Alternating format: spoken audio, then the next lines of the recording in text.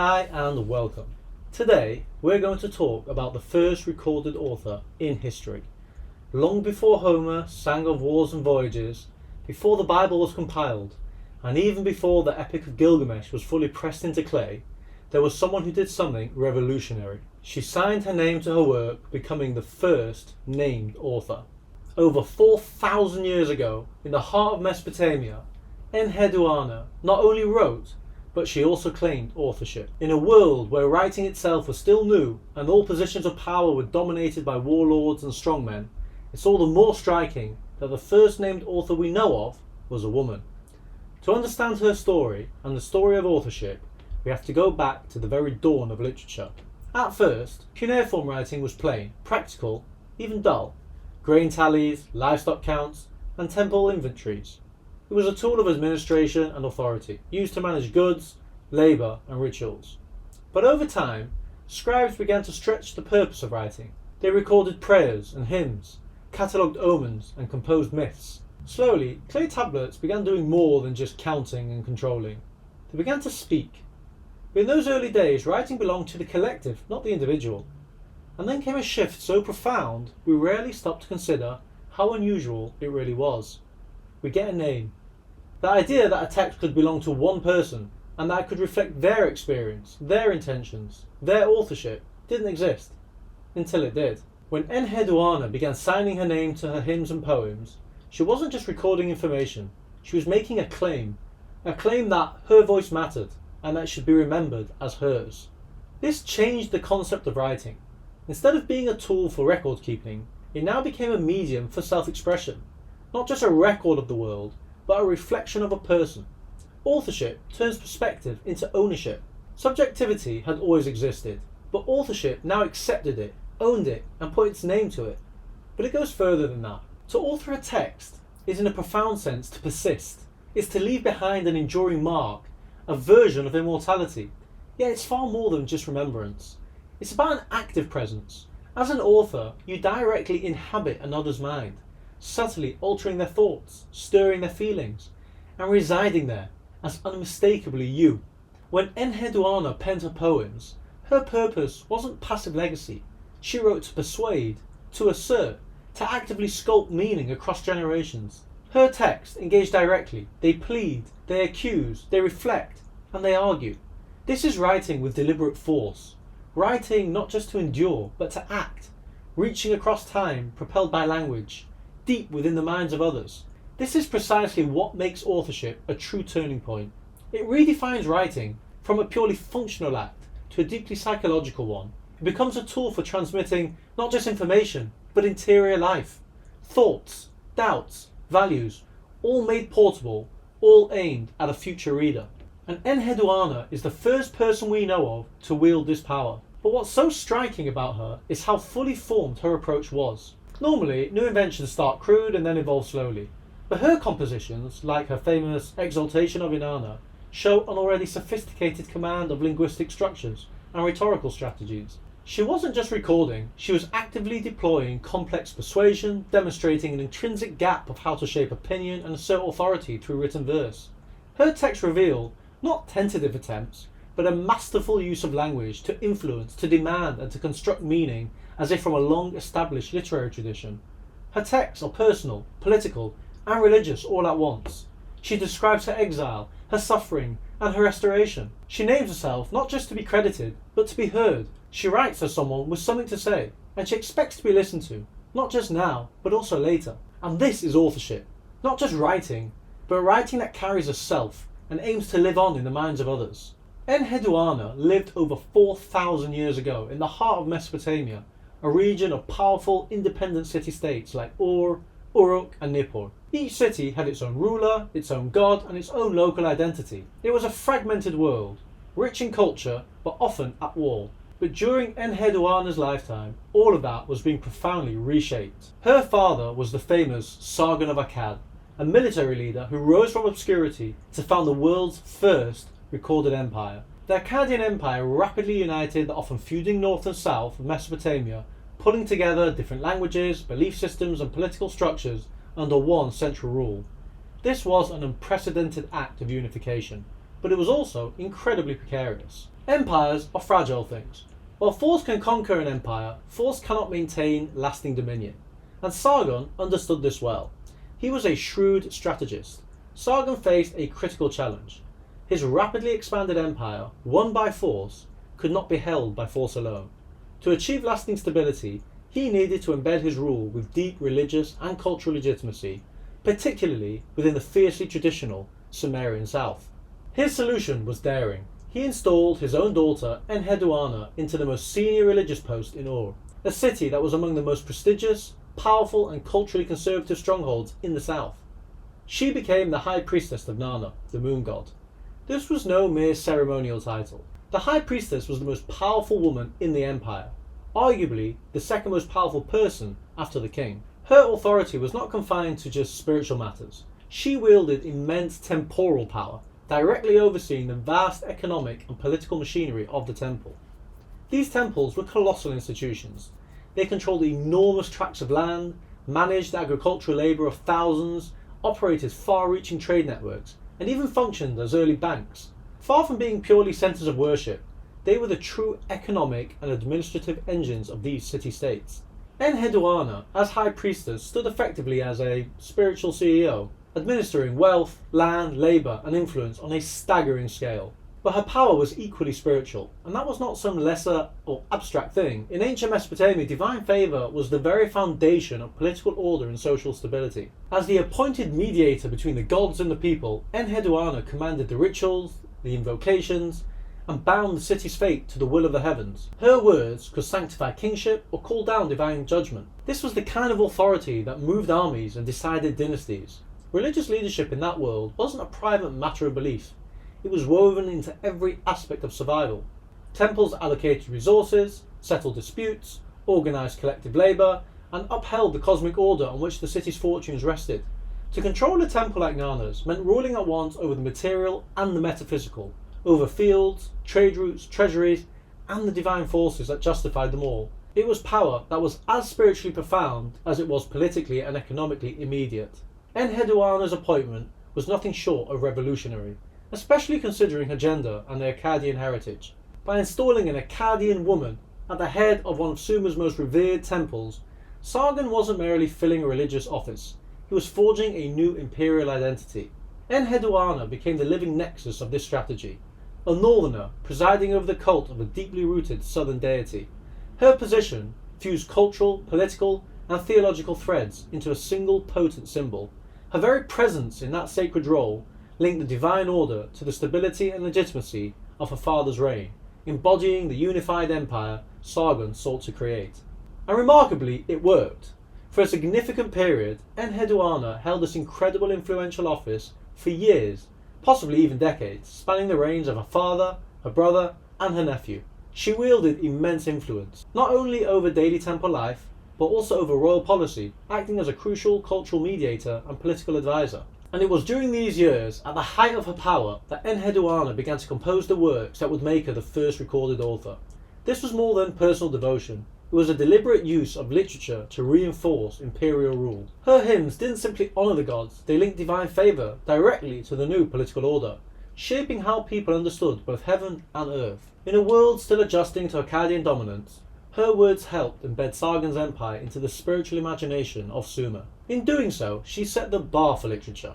Her poems were copied for centuries, long after her family's rule faded, quietly shaping the values and expectations of generations who may never have known her story, but still lived under the cultural order her words helped define. However, after years in her role, the political climate turned.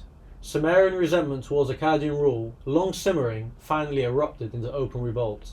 As the living symbol of Akkadian authority in the south, Enheduanna became a direct target. She was torn from the temple, stripped of a sacred office and cast into exile. It was a brutal, disorienting rupture, not just politically but personally. Though she would later reclaim her position, the experience left a profound mark. And crucially, this is where we see her writing break new ground. Until now, her compositions had often served to reinforce the imperial order, hymns that blended theology with political legitimacy. But in the wake of her downfall, her text turned very personal. We see vivid, anguished laments addressed to the goddess Inanna. Enheduanna records her own suffering, betrayal, and desperate pleas for restoration. This is no longer literature as statecraft alone. It becomes a vehicle for raw, personal crisis, for grief, accusations, and intimate confession.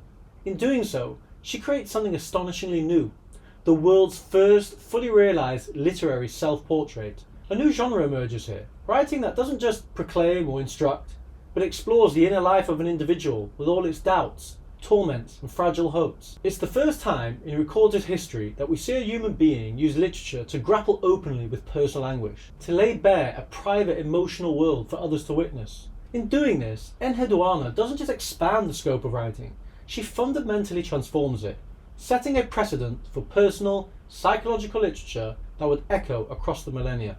So as we sit here, across 4,000 years, what did she actually sound like? What kind of voice emerges from these clay tablets? So let's briefly dip into her literary work, not just to catalogue her text, but to get a feeling for who she was as a writer. What made her so extraordinary? Enheduanna didn't just compose one or two texts. She left behind a substantial body of work. During her long tenure as High Priestess, she authored the monumental collection of 42 temple hymns, each dedicated to a different sacred site, skillfully weaving together the diverse religious landscape of Sumer and Akkad. But her absolute masterpiece, composed during and after her dramatic exile, is the Exaltations of Inanna. In Sumerian, it's called Nin Me Shara. This lengthy hymnic poem doesn't merely praise the formidable goddess Inanna, it vividly interlaces Enheduanna's own story of political overthrow and divine rescue. So powerful was this text that it became the standard curriculum in Mesopotamian scribal schools for centuries after, essentially required reading for generations of priests and officials. Its survival in over 100 fragments attests to its profound importance and its enduring appeal across the millennium. It follows a clear, powerful narrative arc presented in a highly structured poetic form. The poem opens with a grand invocation, establishing Inanna's cosmic authority. Enheduanna calls Inanna the Lady of all the May, meaning she holds all the divine powers and decrees that make the universe and society work. This word, the May, aren't gods themselves, but they're sacred forces that govern everything from kingship to truth and craftsmanship. By giving Inanna control over all of them, Enheduanna makes her the ultimate power, behind both the cosmos and human civilization. This opening section is crafted with rhythmic stanzas, creating a ceremonial, almost liturgical cadence.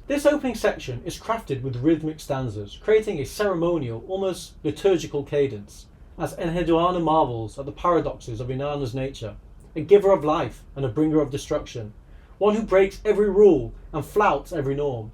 This elaborate praise isn't just flattery, it sets the stage for Inanna's crucial role in Enheduanna's own fate.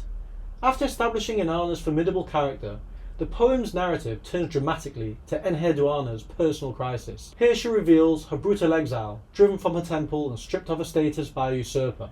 The tone here shifts profoundly, from cosmic praise to a deeply personal lament. Enheduanna describes herself as lost and displaced, wandering through the thorns of foreign lands in despair. Critically, she also reveals that in her trauma she has lost the gift of sacred song. She says, "My honey mouth is full of froth, my soothing words have turned to dust." This loss of her poetic voice profoundly symbolises her loss of divine favour and authority. Initially, the exiled priestess prays to Inanna, her patron god, but her pleas go unanswered. With her life and status in peril, Enheduanna makes a desperate, bold decision. She turns to Inanna, effectively appealing to the higher court of the goddess whom she now proclaims the ruler of the universe. The middle of the poem then becomes Enheduanna's impassioned plea, a direct appeal to Inanna to act as a judge and avenger against the usurper. She casts her personal plight not just as a human injustice, but as a legal case before the divine, a cosmic battle between order and chaos. She reminds Inanna of her legendary victories, subtly urging the goddess to crush this rebellion as she has crushed others in myth. The narrative arc reaches its emotional and literary climax when Enheduanna, in sheer desperation, manages to break through her loss of speech and composes a hymn for Inanna within the poem itself. In a profound, self-referential moment, Enheduanna depicts herself meeting the goddess Inanna in the dead of night, and metaphorically giving birth to the text. She says, "As my heart was overflowing, Lady Queen, I gave birth to it for you." This verb, to give birth, is deliberately multi-layered, suggesting that her act of authorship is simultaneously an act of speech, creation, procreation, and liberation. By finally finding the divine praise words that had eluded her, she both exalts Inanna and saves herself. The success of a plea to Inanna is the poem itself. In the final part, the poem reveals Enheduanna's prayers were indeed answered. Inanna is moved by the hymn. The goddess heard Enheduanna's prayers and restored her as High Priestess. Her exile ends, her position is reinstated, and the cosmic order is reasserted. The poem beautifully conveys this mutual empowerment. By composing the hymn, Enheduanna exalts Inanna, bestowing on her new glory and authority. Inanna, in turn, empowers Enheduanna by restoring her position and validating her faith.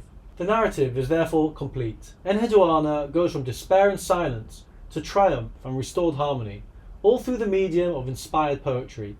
It is in essence a poem about poetry, about what beautiful words can do and what it means to write them. Beyond this beautiful, profound, personal narrative, Enheduanna also wrote Sumerian temple hymns, which showcase a different facet of her genius. This monumental collection of 42 hymns, each dedicated to a specific temple across both Sumer and Akkad, served a crucial political and cultural purpose. By systematically acknowledging and celebrating the unique spiritual significance of each local shrine, Enheduanna was actively weaving a unified theological tapestry across Sargon's diverse empire. This was an act of profound cultural diplomacy, using literature to reinforce political cohesion and legitimize Akkadian rule in the eyes of the proud Sumerian populace. These works, both the intensely personal exaltation and the unifying temple hymns, highlight Enheduanna's extraordinary literary innovation. She employs complex imagery, rich metaphors, and a clear, distinct personal voice. Her command of language and narrative structure was remarkable, and her contributions provide a foundational blueprint for later Mesopotamian literature, influencing scribes and poets for centuries to come. The fact that her hymns were not only copied, but studied in scribal schools for generations after her death is a testament to their enduring power and importance. Her works are not only the first authored texts we know of, they are among the earliest literary compositions that grapple with exile, identity, injustice, and the struggle to reclaim one's voice. Her poetry is not confined to ritual, it is a theological argument, political resistance, and an autobiographical self-fashioning. Through her words, she carved out a space for individual expression in a world defined by institutions and anonymity.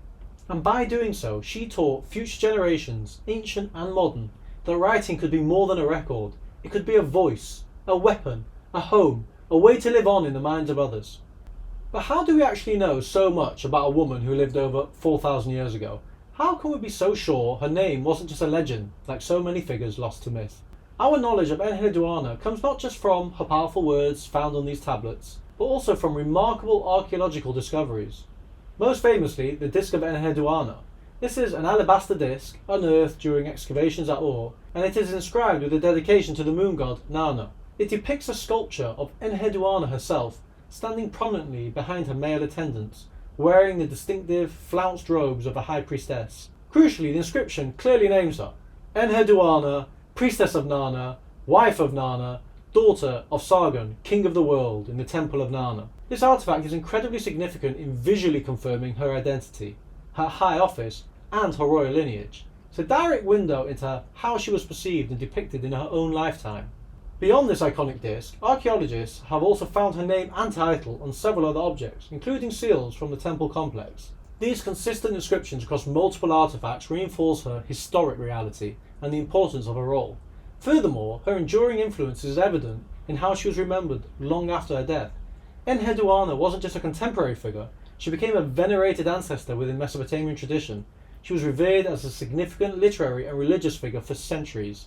Subsequent scribes meticulously copied and studied her works, not only in her original Sumerian, but sometimes translated into Akkadian. This sustained interest in her kept her name and poetry alive, ensuring her place in the Mesopotamian literary canon, and confirming her status as a revered literary model for generations of scribes and priests. She wasn't a myth, she was a woman whose presence shaped her world and whose words transcended time. And this leads us to consider her broader, more universal legacy. Enheduanna's life reminds us that the struggle to speak, to be heard and to be remembered is not new.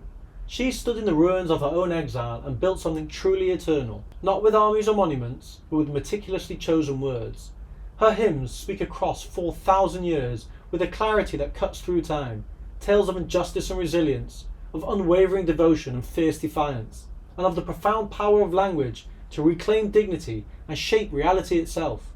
She was a woman embedded in the very heart of the empire, yet also a voice who profoundly transcended it, a voice that teaches us that writing is not just a reflection of power, but an intrinsic form of power in and of itself. To encounter Enheduanna today is to meet a pioneering mind that reached forward into history, carving out a space for the individual voice, and in doing so, she ensured that even after 4 millennia, she is still being heard today.